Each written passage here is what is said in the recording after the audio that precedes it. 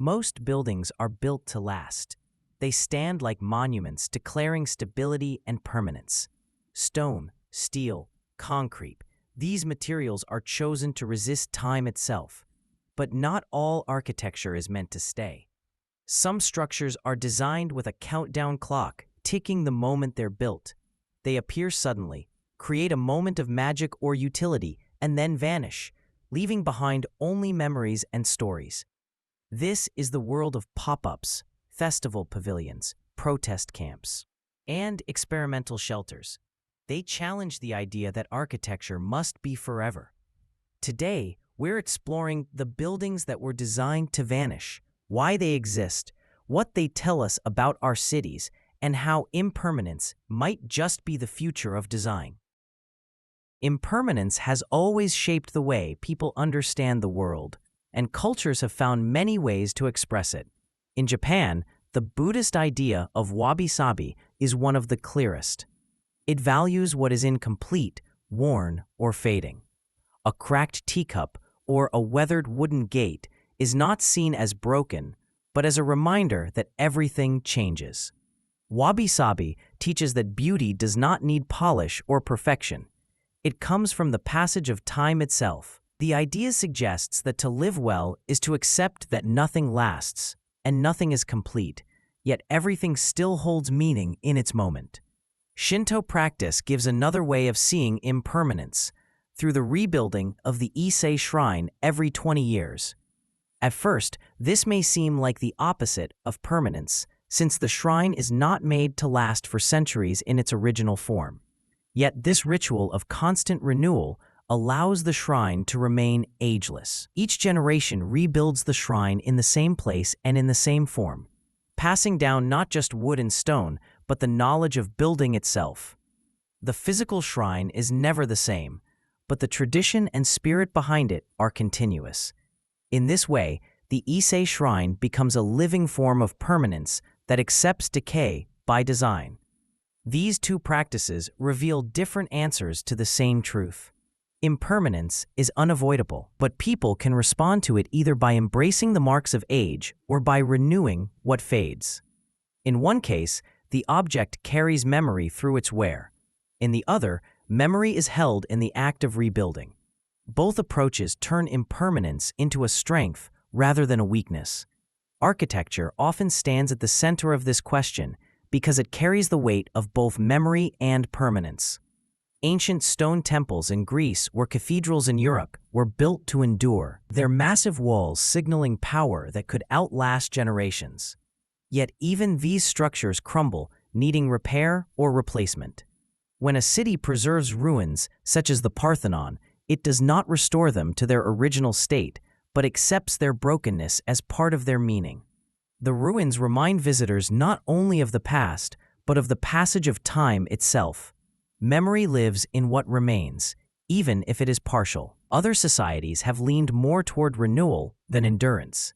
In nomadic cultures, architecture was never fixed to begin with. Tents and yurts could be dismantled, moved, and rebuilt. They were not meant to resist time, but to flow with it. In this case, memory lived not in permanent stone, but in practices, songs, and rituals passed from one place to the next. The structure might not last, but the community kept its form through continuity of use. The balance between the eternal and the ephemeral often lies in how societies link material and ritual. In some cases, permanence is sought for material endurance, like pyramids designed to last thousands of years. In others, permanence comes through repetition of action, like the Ise shrine or seasonal festivals that return every year. The material may fade, but the rhythm endures, giving a sense of stability without resisting change. Imagine two villages facing the same problem, a wooden bridge that decays every few decades. One village chooses to rebuild the bridge exactly as it was, each time the old one rots away. For them, permanence lies in the shape and continuity of the bridge. The other village lets the bridge age, repairing it with patches of new wood as needed, so it becomes a patchwork of generations. For them, permanence lies in the visible story of its wear. Neither approach is more correct. Both show how memory and change can coexist. Even in modern times, the question continues. Skyscrapers built with steel and glass seem designed to resist age, yet cities replace them within decades to keep up with new needs. Memorials often embrace impermanence more directly. The Vietnam Veterans Memorial in Washington, for example, does not tower like a monument meant to last forever, but instead cuts into the ground, inviting visitors to see their own reflections in the polished stone. It holds names that will not change, but the act of reading them, each visitor, each day, is what gives it permanence. Impermanence in architecture also shows how societies think about death and continuity. Burial mounds, tombs, and grave markers all carry the tension between wanting to preserve memory and accepting decay. Some cultures build stone markers meant to endure for centuries, while others let remains return to the earth quickly, emphasizing the cycle of life. Both approaches reveal how people place value on either lasting material traces or ongoing spiritual connection.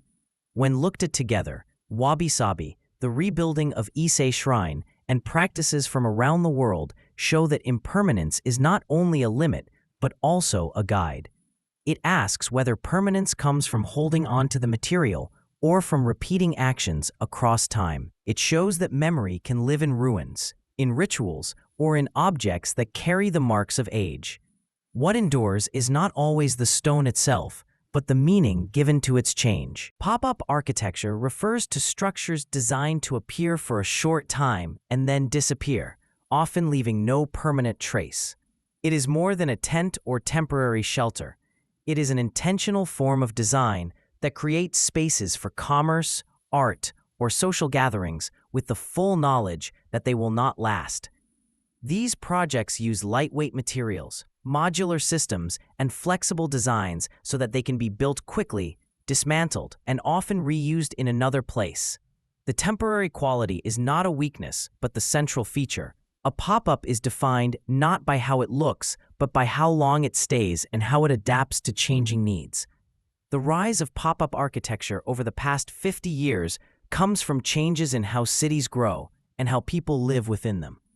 Urbanization has concentrated populations into dense areas where permanent construction is slow, costly, and subject to regulation. In contrast, pop-ups allow architects, artists, and businesses to claim small pieces of the city for limited times. A vacant lot might become a cafe for 3 months, or a shipping container might turn into a gallery for a summer. These projects make use of urban gaps where traditional construction would be impractical or too expensive. The temporary frame allows experimentation without the commitment of building for decades. Consumer culture also played a major role in the spread of pop-ups. In the late 20th century, shopping shifted from long-term loyalty to a single brand toward short bursts of attention. A clothing company might launch a pop-up store for 1 week to promote a new collection, not to anchor itself in a neighborhood. The appeal comes from the limited nature of the experience. If something is available only briefly, people feel compelled to see it before it vanishes. This psychology fuels not just retail, but also food markets, art exhibitions, and performance spaces. Pop-ups thrive in a culture that values novelty and scarcity. Short-term economics makes pop-ups not only attractive, but sometimes necessary. In many cities, property values rose so high that small businesses could not afford long leases. Temporary leases for pop-ups offered a way to test the market with lower risk. For landlords, an empty building brings no revenue. So a pop-up can fill the space until a permanent tenant arrives. This arrangement creates a cycle where pop-ups become part of the urban economy, bridging gaps between permanent uses. The model matches an economy where speed and flexibility often outweigh stability. London has become one of the centers of pop-up culture. In areas like Shoreditch, disused warehouses and vacant lots have turned into short-lived shops and street markets. Box Park, built from stacked shipping containers, is a well-known example. It houses rotating brands and food stalls, with the structure itself serving as a platform for constant change. The design is modular, allowing businesses to move in and out with little disruption. London's mix of old industrial buildings and high real estate pressure created conditions where pop-ups could thrive as both experiments and commercial tools. New York shows a different character in its embrace of pop-ups. The density of Manhattan and Brooklyn makes real estate costs prohibitive for many ventures, but short leases for pop-up stores, galleries, and performance venues allow access to central locations. Fashion brands often use New York for limited-run events, such as a single-week shop during Fashion Week. Food trucks and temporary dining spaces also fit into the pop-up category, as they claim small urban spaces without long-term attachment. The city's culture of rapid trends, combined with constant foot traffic, supports the idea that a temporary space can succeed even if it exists for only days. Tokyo presents another model, shaped by its culture of design and attention to detail. Pop-ups there are not always flashy, but often subtle, blending into the city while providing precise experiences. A small cafe might open inside a train station for 1 month, designed with the same care as a permanent shop. In Harajuku and Shibuya, fashion pop-ups create exclusive experiences that mirror the Japanese value placed on limited editions. The city's dense fabric and fast-paced consumer culture encourage pop-ups to appear and vanish with speed, yet with a high level of craft. Los Angeles combines commercial drive with a culture of spectacle, making it another hub for pop-up architecture. Film studios, music labels, and fashion houses all use temporary spaces to stage events, launches, and immersive experiences. A warehouse might be converted into a nightclub for 1 weekend, or an outdoor lot might turn into a food market under string lights. The car-based nature of the city allows people to reach these temporary destinations even if they are not in central locations. Pop-ups in Los Angeles often emphasize atmosphere and entertainment, aligning with the city's identity as a producer of images and events. To understand why pop-up architecture matters, imagine a vacant building in a city center. If it remains empty for 2 years while waiting for a permanent tenant, it creates a dead zone on the street. But if the building hosts a pop-up bookstore for 3 months, followed by a temporary cafe, then an art show, the space remains active and the community gains value. People remember the life that moved through the building, even if the uses were short. Pop-ups show how architecture can be measured not just by endurance, but by intensity of experience. The materials and methods used in pop-ups reinforce their nature.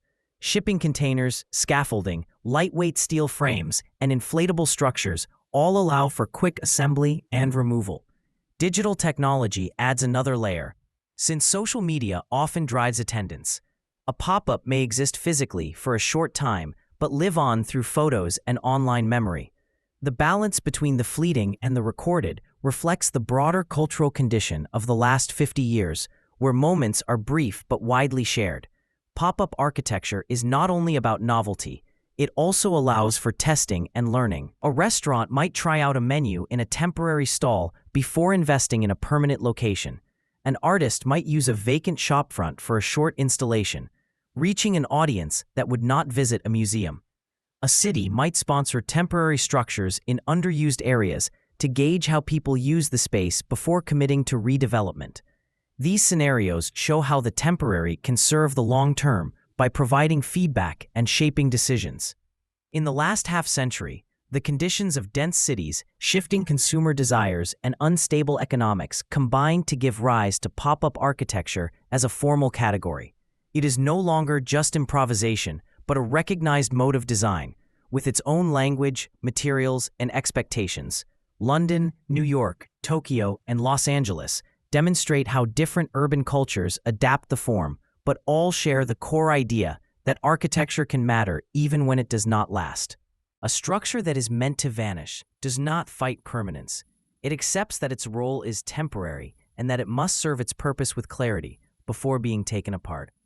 Modularity allows this kind of design to exist without strain. Each piece connects with the next in a way that is easy to understand and repeat. Imagine a set of blocks where each unit is complete in itself, but when placed together, forms something larger. The beauty lies not only in the assembly, but also in the ease with which those blocks return to their separate state.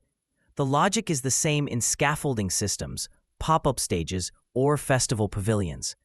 They come alive quickly, stay only as long as they are useful, and then vanish without leaving a scar. Speed is another quality that defines such work.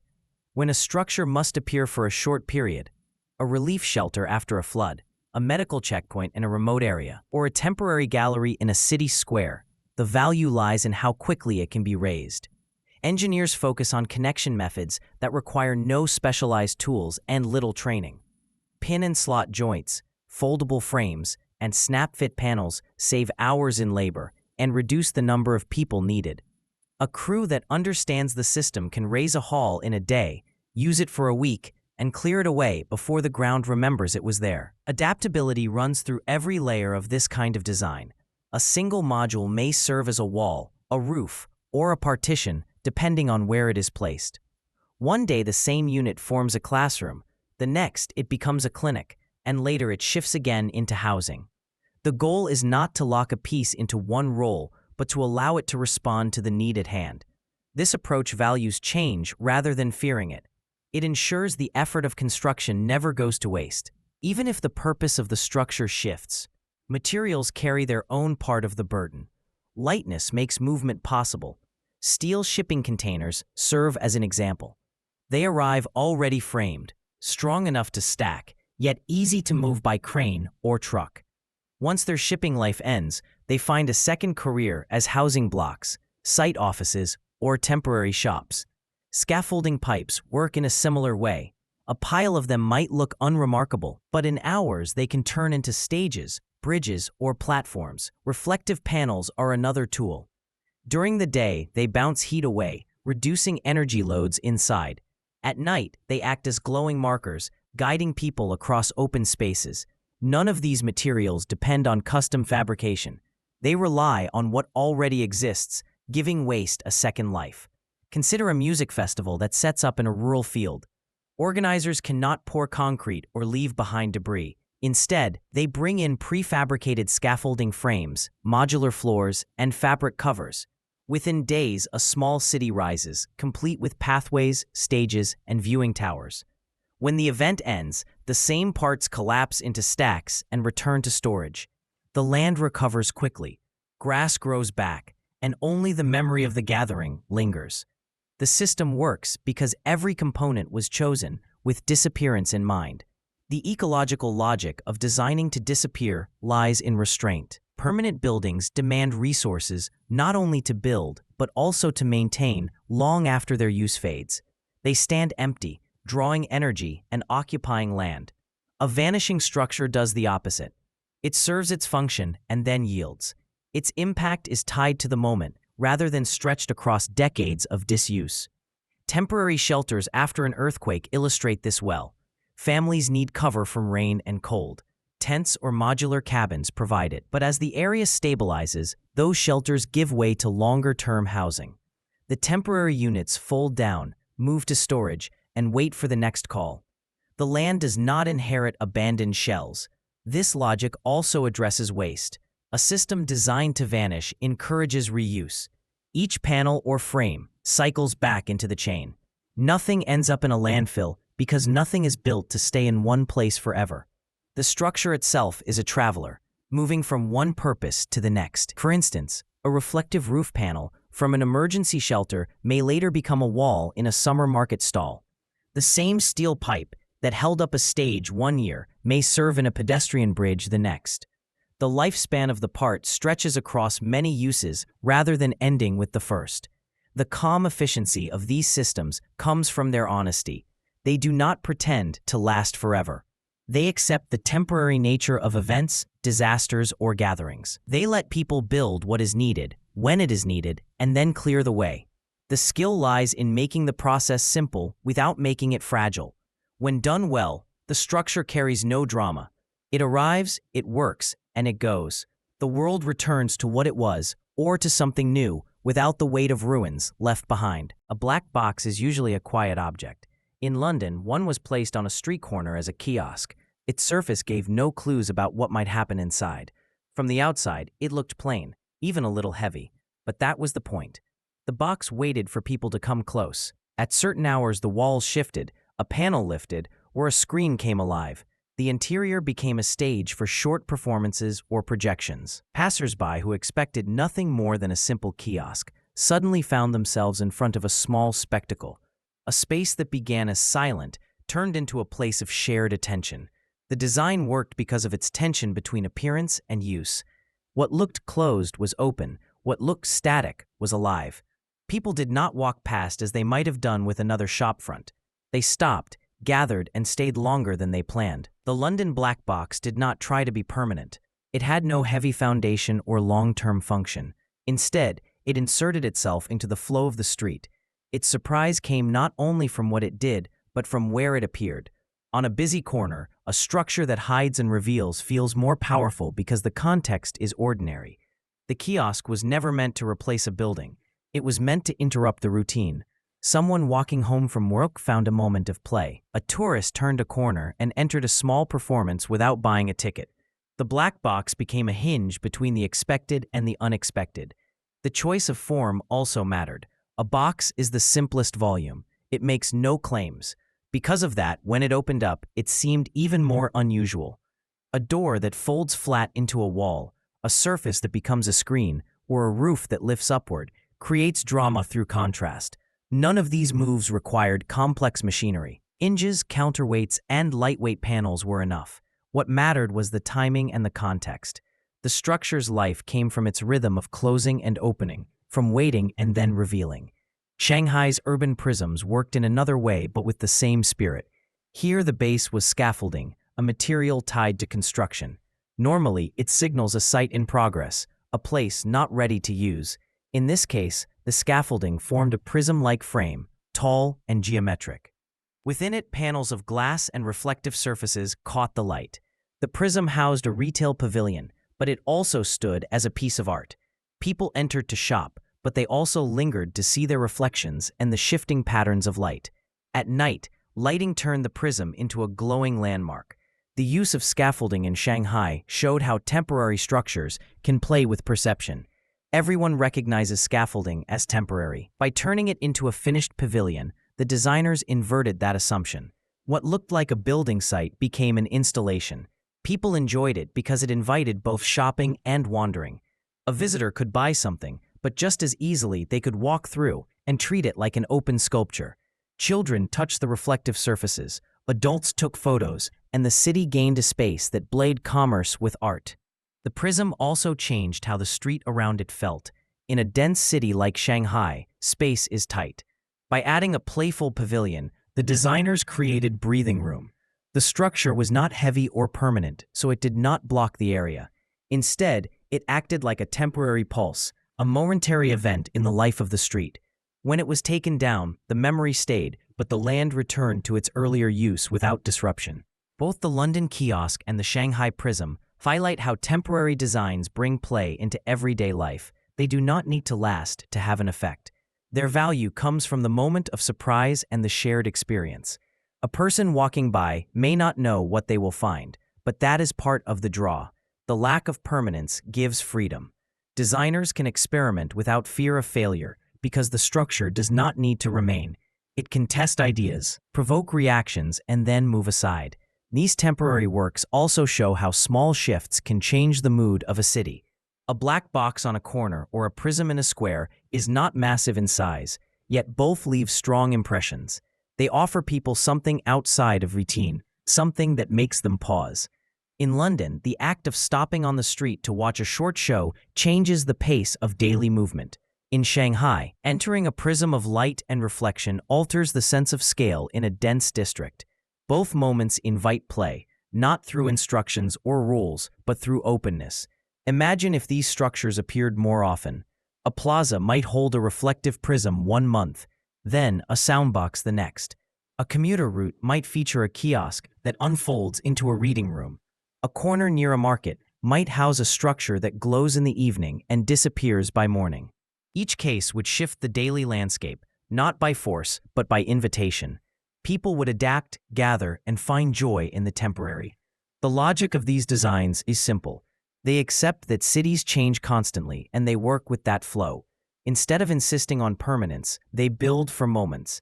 Their materials, scaffolding, panels, screens, allow fast assembly and removal. Their forms, boxes, prisms, frames, are basic enough to transform without confusion. Their success comes from the way they insert themselves into the ordinary and turn it into something unexpected. Arthur's Cave in Wales was not built to last for centuries. It was built to test how fast, light, and precise timber construction could create a shelter that still felt warm and rooted. The cave used sheets of CNC-cut plywood. Each piece was shaped by computer, cut in a factory, and then brought to the site like a kit. The parts slotted together, forming ribs that curved into an arched space. From outside, the structure looked like a simple timber shell. Inside, the ribs gave rhythm and texture, echoing the feel of a natural cave. It was built as a pop-up form of hospitality, a place where visitors could stay for a night in the Welsh hills. The shelter stood as an experiment. Could prefabricated timber make a structure that felt both temporary and protective? The design showed how a simple set of flat sheets could become a three-dimensional habitat. Assembly was quick because each rib was labeled and cut to fit without adjustment. No heavy machinery was needed, only basic tools. The pieces connected with precision, so there was no need for glue or nails at every joint. This reduced time on site and made disassembly possible. If the cave needed to move, the ribs could be unslotted, stacked, and transported elsewhere. The logic followed the idea that shelter can exist as both place and process. It is built when needed, taken down when not, and reborn somewhere else. The atmosphere inside Arthur's Cave mattered as much as its construction. The timber created a warm scent and a soft surface, unlike steel or plastic. Visitors felt held within a shaped wooden shell. The small scale encouraged rest rather than activity. The design gave comfort without luxury, shelter without permanence. It asked whether hospitality could be stripped down to its essentials: warmth, cover, and a sense of enclosure. The experiment was not about excess, but about refining the idea of shelter to its minimum parts. In Beijing, pop-up habitat explored a different approach. Here, the structure used reflective panels and collapsible frames. The shelters could open during the day to serve as shaded gathering spots, close at night for sleeping, and reconfigure for other uses such as market stalls or checkpoints.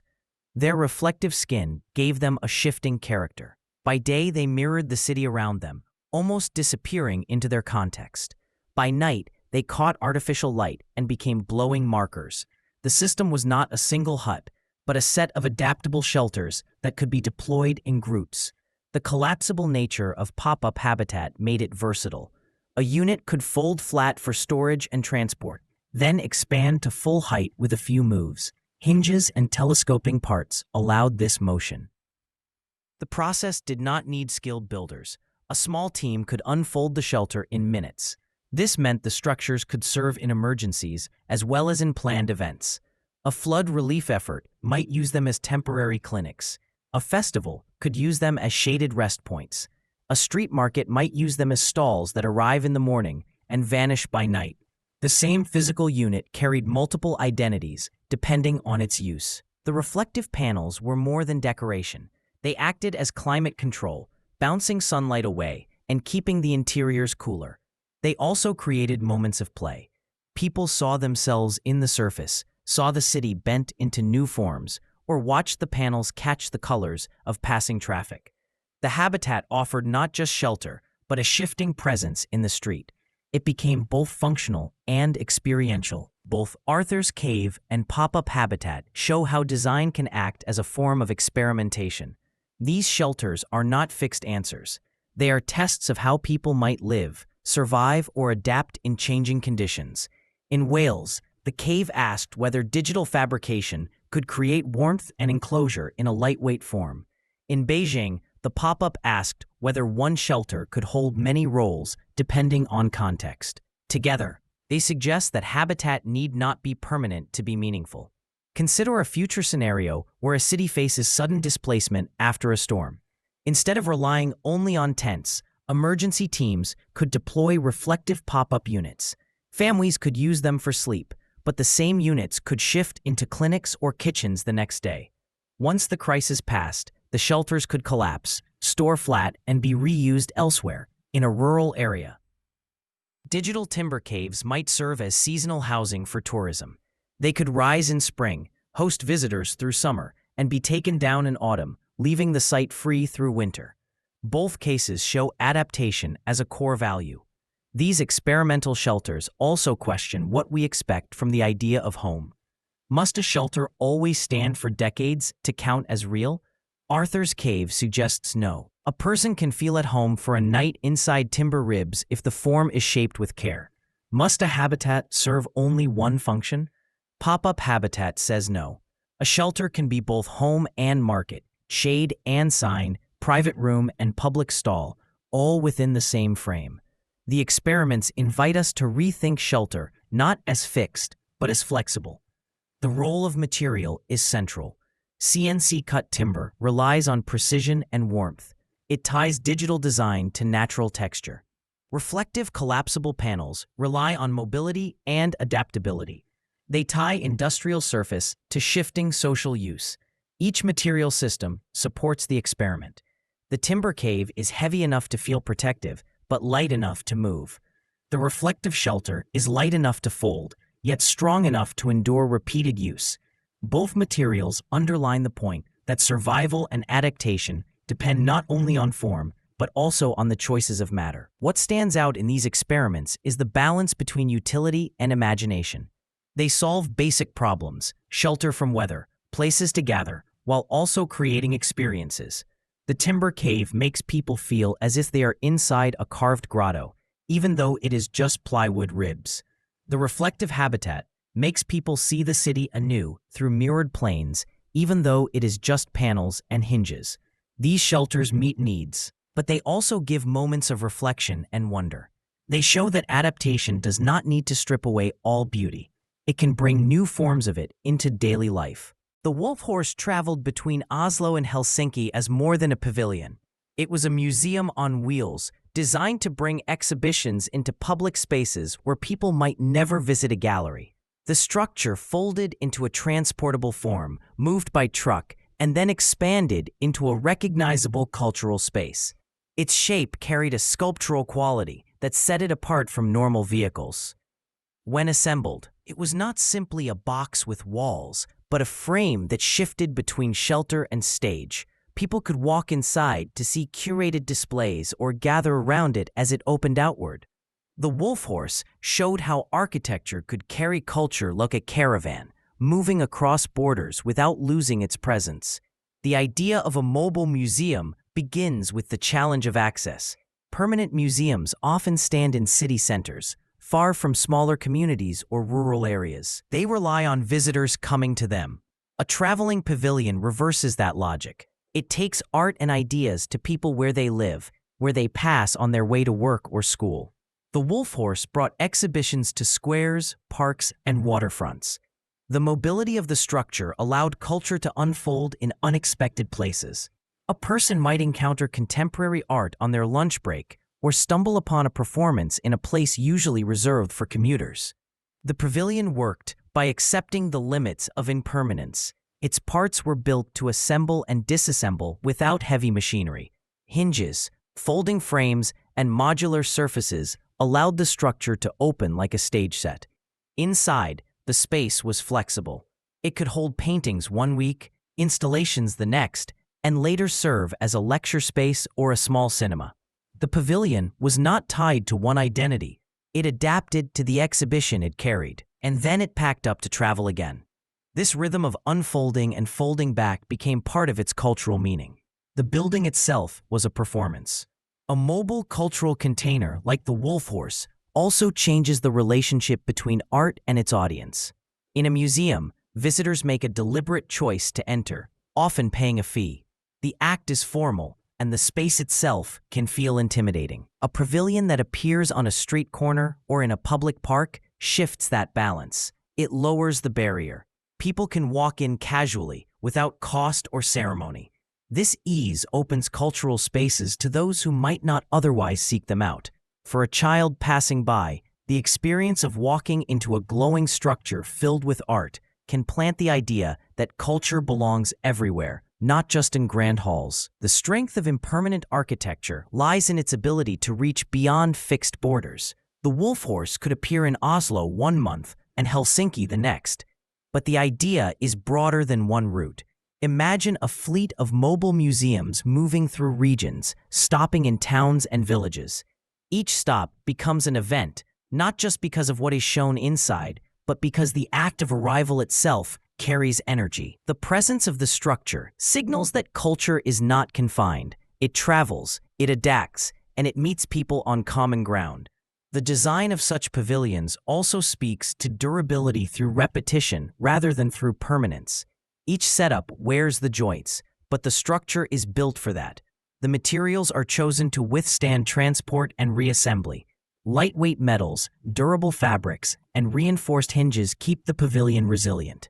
It is not meant to weather decades in one spot, but to survive cycles of travel. This approach treats architecture less as a monument and more as a tool. A tool is valuable because of how it can be used again and again. The cultural capsule also creates moments of surprise in everyday environments. A plaza that normally hosts a market may one morning hold a pavilion glowing with projection. A waterfront promenade may suddenly contain a chamber of sound and image. These moments shift how people see their surroundings. The city itself becomes a gallery. The boundaries between daily routine and cultural experience blur. Architecture here is not only a frame for art, but a moving invitation to rethink space. Consider how this might work in smaller towns where cultural institutions are few. A traveling pavilion could set up in a schoolyard, bringing art directly into the lives of students. In the evening, the same structure could shift into a performance space for the community. In rural areas, where distances make regular museum visits rare, mobility becomes a form of cultural equality. The building brings the exhibition to those who might otherwise never encounter it. The wolf horse also illustrates how culture can adapt to shifting contexts. In Oslo, it might serve as part of a waterfront festival. In Helsinki, it could anchor a winter gathering, its interior warmed and lit against the cold. The same structure holds different meanings depending on where it lands. This adaptability deepens its role as more than a neutral box.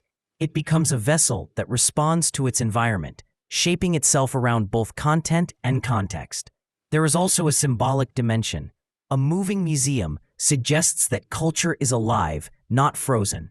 It shifts and travels, meeting people where they are. The building itself becomes part of the exhibition, showing that architecture can be both container and message. The act of folding, traveling, and unfolding again mirrors the flow of cultural exchange. Ideas move across borders, adapt to local conditions, and continue on. This model of cultural mobility challenges the idea that institutions must stand still to be legitimate. A pavilion like the Wolf Horse shows that impermanence does not weaken cultural impact. Instead, it can strengthen it by widening reach and creating new kinds of encounters. The impermanent structure becomes a reminder that culture itself is not bound by walls. It lives in movement, in the temporary gathering, in the shared experience of people who might not have sought it out, but found it waiting in their path. The pop-up pool at Brooklyn Bridge Park offered New Yorkers something rare, a place to swim outdoors in the shadow of the city's skyline. It opened only for summers, built with the knowledge that it would not last. Its frame was simple, its size modest, but its impact was large. Families came to escape the heat, children learned to swim, and neighbors gathered around its deck. The pool was never meant to become permanent infrastructure. From the start, it was clear it would close after a fixed number of years. That end date was part of its design. The pool was a promise that space could serve the city for a time, then step aside for another use. This approach shifted expectations about what community spaces could be. Usually, public amenities are framed as long-term investments designed to last decades. They require long budgets, long debates, and often slow delivery. The pop-up pool bypassed that cycle. It gave immediate benefit while larger park plans were still underway. It filled a gap, offering recreation to a neighborhood in transition. The structure itself was lightweight and easy to dismantle, more like an installation than a civic monument. That made it possible to appear quickly, do its work, and then vanish without leaving a void. Festivals work on a similar principle. A festival is not permanent, but it creates a powerful sense of place. Streets close, stages rise, lights string across open air. For a few days, a city transforms. People gather not only for performances, but for the shared act of being together in a temporary setting. The infrastructure, scaffolding stages, food stalls, tents, exists only to support that gathering. When it comes down, the memory of community remains. The cycle repeats the next year, each time shaping civic life without the weight of permanence.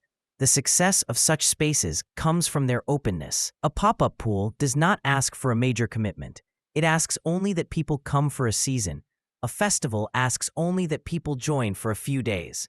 Because the timeline is short, the atmosphere feels different. People know the pool will close at summer's end, or the festival will vanish with the last song. That knowledge makes the experience sharper. The scarcity of time adds value without money or spectacle. Temporary public spaces also serve as tests. The Brooklyn Bridge Park pool showed how hungry the city was for accessible swimming. The crowds proved demand long before a permanent facility could be planned. Festivals often serve as trials for public space as well. A street that works as a festival site may later become a pedestrian zone. A parking lot that holds a food market for a season may inspire plans for a permanent plaza. The temporary space becomes evidence. It shows what people will use and how they gather when given the chance. Pop-ups as tools for civic joy are most effective when they meet simple needs in direct ways. Shade, water, music, and food are enough to draw people together. A temporary ice rink in winter or a summer theater in a park can create bonds that last beyond the event. People return not only for the activity, but also for the atmosphere of togetherness. The city itself feels more open and responsive. Instead of waiting for long construction timelines, residents see action in their own season. The design of these spaces often relies on modular systems. The Brooklyn pool used prefabricated components that could be assembled quickly. Festival stages use scaffolding and truss systems that can rise in hours and come down in the same time. Market stalls fold, tents collapse, decking stacks. The logic is the same. Build fast, serve well, disappear cleanly. This rhythm makes it possible to host events without heavy investment or disruption. It keeps the city flexible, able to adapt space to different needs. Consider a neighborhood with an empty lot. For years, it sits unused, fenced off, and neglected. A pop-up event, say a weekend garden or an outdoor cinema, can activate it. People gather, the fence opens, and the space becomes part of civic life again. The effort may last only a few weeks, but it shifts perception. Residents see potential where before they saw emptiness. That shift can change how a community imagines its own future. The civic joy in temporary spaces is not about luxury. It is about access. The Brooklyn pool did not need grand architecture to succeed. It needed clean water, safety, and a deck for resting. The festival does not need permanent seating or ornate halls. It needs clear sound, safe lighting, and space to move. The value lies in use, not in lasting form. This principle makes temporary community spaces powerful. They work because they strip down to essentials and offer them freely. The expiration date also helps avoid the weight of neglect. Many permanent facilities fall into disrepair when budgets shift or use declines. A pop-up avoids this by design. It leaves before it can become obsolete. Its very disappearance is part of its sustainability. The pool at Brooklyn Bridge Park never faced decades of deferred maintenance. It ended on its own terms, remembered for what it gave rather than what it lacked. The same could be true in other contexts. A temporary library might serve a district while a permanent one is under construction. A pop-up playground might animate a corner during a summer and vanish in autumn, making way for another use. A winter pavilion might host markets and concerts, then come down with the fall. Each case uses the logic of expiry to keep the city alive and adaptive. Pop-ups remind us that community is not always about permanence. It is about gathering, even if only for a short time. The pool under the bridge, the festival in the square, the market in the lot, all create memories and bonds that last longer than the structures themselves.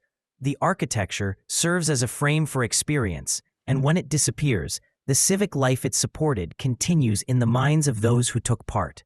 Minima Moralia appeared in London as more than an architectural experiment. It was a row of small pop-up dwellings for artists, built from simple timber and designed to be temporary. Each unit was compact, offering only the basics of living: a bed, a desk, and a thin layer of privacy. The design made no attempt to hide its fragility. It stood as a comment on the precarious conditions artists often face in cities where housing is expensive and space is scarce. By existing only for a short time, Minima Moralia turned its own ephemerality into a critique. It showed how survival in the city often depends on improvised, short-lived arrangements rather than secure and lasting homes. The shelters were both usable space and political statement, pointing to the failures of permanent systems. Protest architecture builds on this same logic. Encampments arise in squares and streets as responses to exclusion or inequality. Tents, pallets, tarps, and makeshift kitchens become structures of resistance. They are rarely designed with permanence in mind, yet they create powerful statements by their very presence. Occupy Wall Street's encampment at Zuccotti Park in New York was not a formal building project, but it functioned as an urban village. Protesters lived in tents, cooked meals in shared kitchens, and held meetings under improvised shelters. The fragility of the structures made the message sharper. People were willing to live without comfort, to demand visibility for their cause. The architecture of resistance often relies on speed and improvisation. A protest camp must appear quickly, before authorities can intervene. Pallets form floors, tarps stretch into roofs, and cardboard becomes insulation. The structures are not refined, yet they are effective. They turn open ground into territory claimed by collective will. The act of building is itself political. To erect a tent in front of a government building is to declare that the public has a right to occupy space, usually controlled by institutions. The impermanence of these shelters reflects the uncertain position of those who build them. They may be cleared by police within hours or days, but their impact lies in the statement they make while they stand. Impermanence in these cases is not a weakness. It is a deliberate condition. A permanent building can be ignored once it is absorbed into the city. A temporary structure demands attention precisely because it is fleeting. The sight of tents outside a parliament or cardboard shelters lining a street carries urgency. It signals that the problem is not abstract, but present and immediate. The protest shelter says, "We are here now, even if you expect us to vanish tomorrow." Minima Moralia echoed this form of urgency in a quieter but no less political way. By creating homes for artists that were visibly temporary, it forced the public to confront the gap between cultural production and housing security. Visitors could walk past and see the thin walls, the bare interiors, and the exposed frames. The design asked, "Is this all the city can offer to those who make its culture?" The project used impermanence as a mirror, showing how fragility has become normalized for certain groups. Ephemeral architecture has long played a role in activism. Protest marches often include mobile stages or inflatable structures. These can be carried, unfolded, and removed within hours. They allow voices to be amplified in places where official permission might be denied. Activist groups have built inflatable barricades to block streets or lightweight towers to raise banners. The structures are tactical, designed to make impact quickly and then disappear. Their impermanence matches the tactics of protest: arrive, disrupt, express, and move. There are also examples of shelters built by marginalized communities as acts of survival and resistance.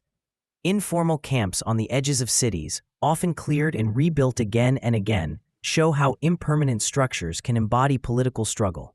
Each rebuilding is both an act of necessity and a refusal to vanish. The shelters are fragile, but the persistence of their reappearance makes them powerful symbols. They challenge the systems that deny long-term housing by making visible the need for it in the present.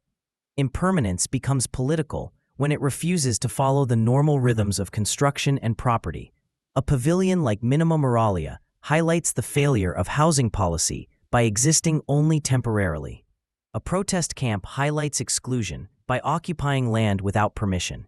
In both cases, the temporary structure says something a permanent building could not. It reveals the instability of social systems and the willingness of people to adapt, resist, and create, even under uncertain conditions. The materials used in such structures often carry their own messages. Timber ribs and thin plywood in Minima Moralia spoke of low cost and accessibility. Tents in protest camps show reliance on what is portable and shared.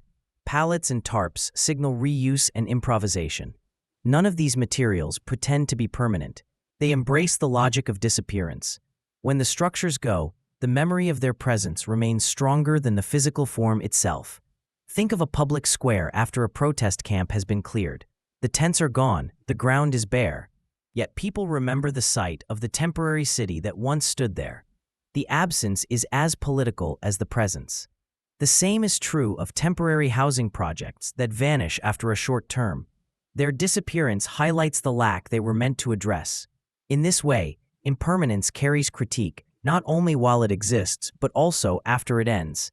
Ephemeral protest structures also blur the line between architecture and performance. To live in a temporary shelter under public view is itself a form of theater. The act of cooking, sleeping, and gathering in fragile spaces becomes a statement to the world. The shelter is both stage and backdrop, making ordinary acts visible as political acts. This theatrical quality is not accidental. It strengthens the message, showing that impermanence is not just about survival, but also about visibility and expression. Minima Moralia, protest camps, and activist structures all reveal how architecture can resist by refusing permanence. They show that fragility can be forceful when it exposes hidden inequalities. They remind us that not all architecture aims to last. Some of it exists to make a point, to hold a space, or to disrupt the ordinary. In these cases, impermanence itself becomes the message. A building does not vanish when its walls come down. What lingers is the trace of its presence, the stories attached to it, and the space it leaves behind. Cities carry these absences as much as they carry their monuments. A demolished hall where generations danced, a pavilion raised for a single summer, or a pop-up cinema in a forgotten lot may all endure in memory, long after the material has disappeared. The paradox is that something meant to be temporary can stay fixed in a city's imagination in a way that permanent structures sometimes fail to do. Think of the small wooden theaters that sprang up in medieval towns during fairs. Built quickly, often dismantled within weeks, they left behind a taste for performance in places where no theater had existed. In modern terms, we might compare this to the shipping container bars and outdoor galleries that activate a disused parking lot. The building itself may vanish, but people remember the atmosphere, the encounters, and the sense that the city briefly opened itself up to them in a new way. The absence becomes charged with myth because people carry the feeling of what happened there. Urban designers often return to the idea of activation. A vacant lot, left fenced and ignored, tells passers-by that nothing is possible there. A temporary intervention rewrites that script. A community garden, a summer stage, or a tented food market changes the lot from a dead spot into a node of memory. Even after the installation closes, the community may see the place differently. Someone who once avoided walking past may now think of evenings spent listening to music. The lot becomes more than an empty space. It becomes a container of memory, waiting for the next layer of use. This memory is not neutral. It shapes how citizens perceive change. When a building is demolished for a new development, the absence can provoke grief or anger. But if that same space is first given over to temporary use, the transition feels less abrupt. For instance, a demolished warehouse might host an interim skate park. Teenagers grow up remembering not just the warehouse, but the period when the site was theirs.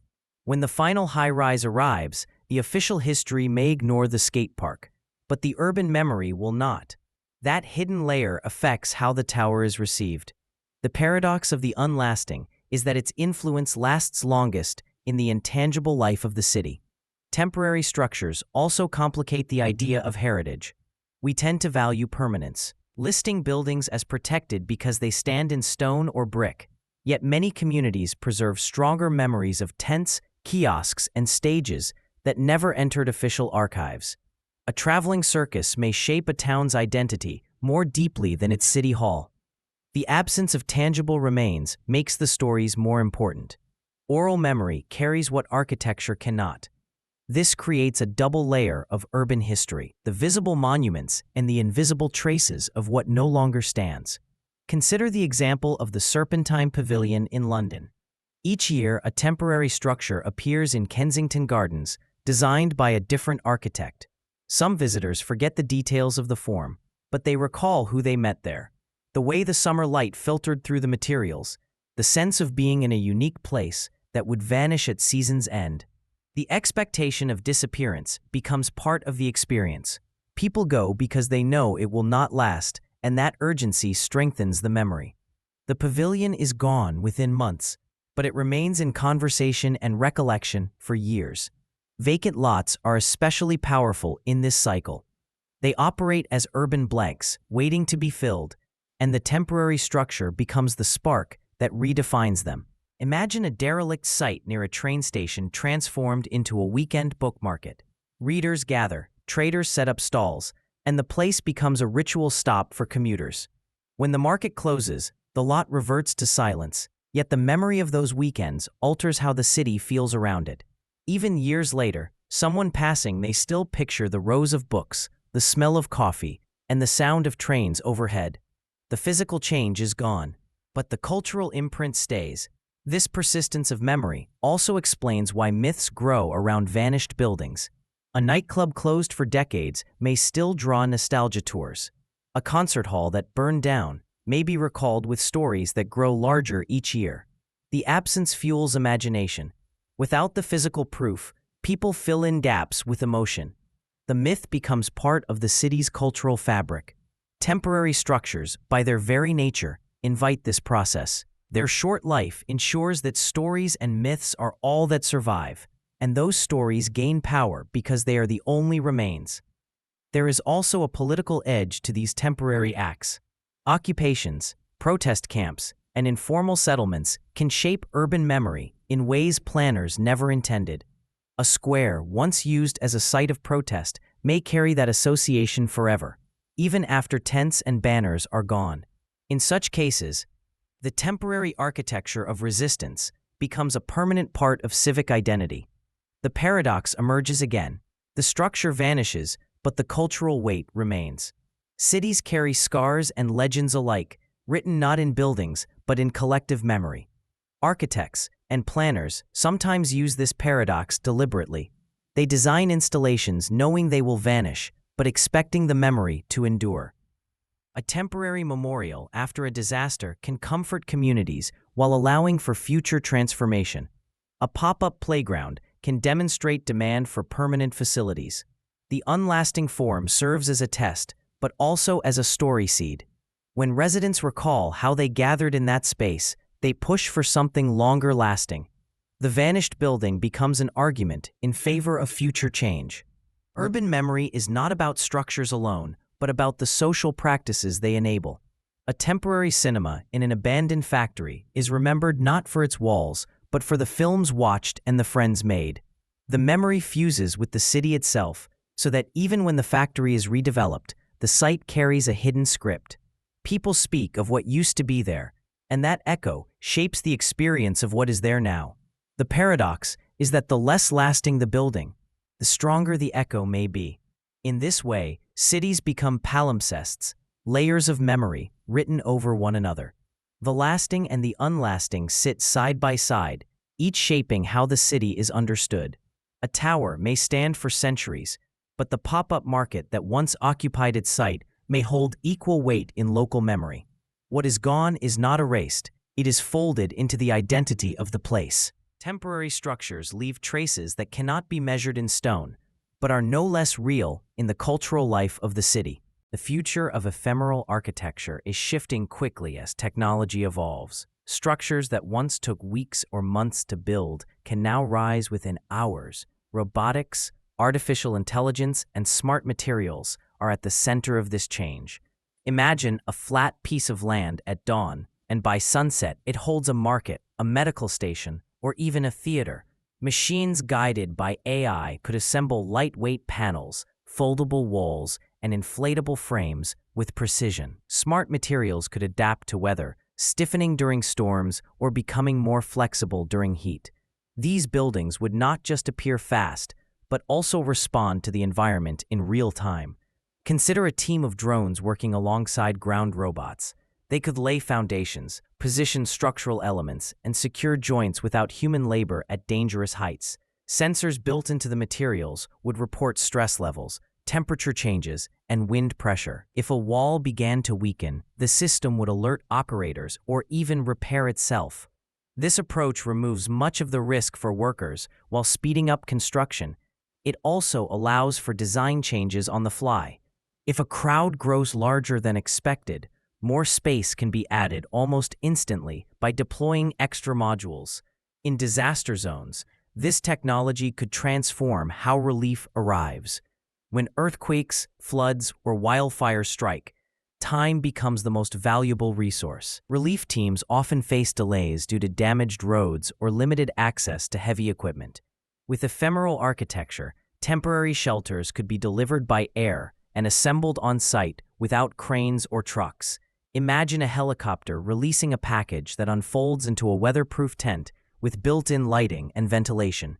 Within minutes, families could have safe shelter. Medical teams could set up mobile clinics close to affected areas instead of relying on distant hospitals.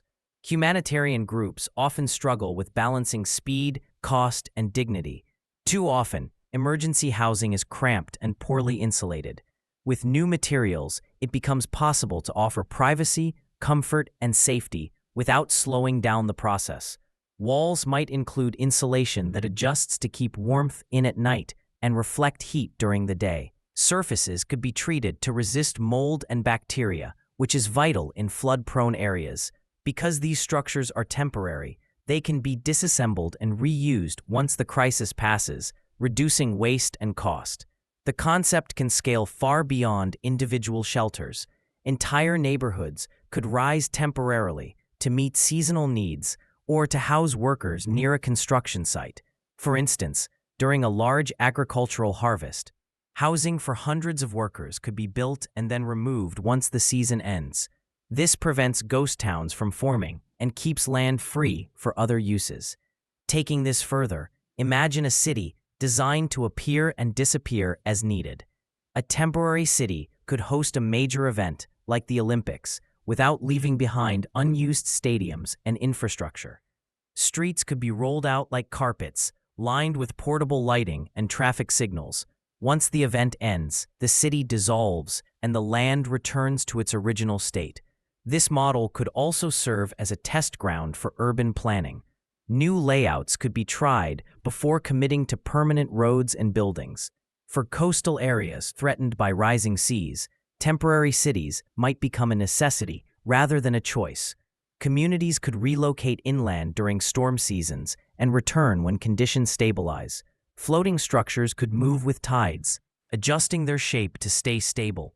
This mobility offers a form of safety that fixed buildings cannot match. It also opens possibilities for new types of trade and travel, as ports and markets could follow shifting populations.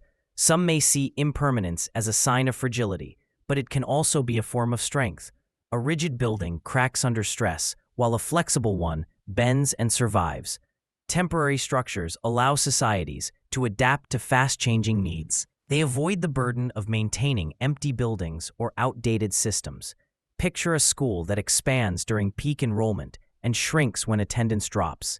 Instead of closing schools or cramming students into overcrowded rooms, education spaces could grow and shrink as needed. This same principle applies to healthcare, commerce, and housing. Cities would breathe like living organisms, adjusting in size and shape. These changes also encourage different ways of thinking about community.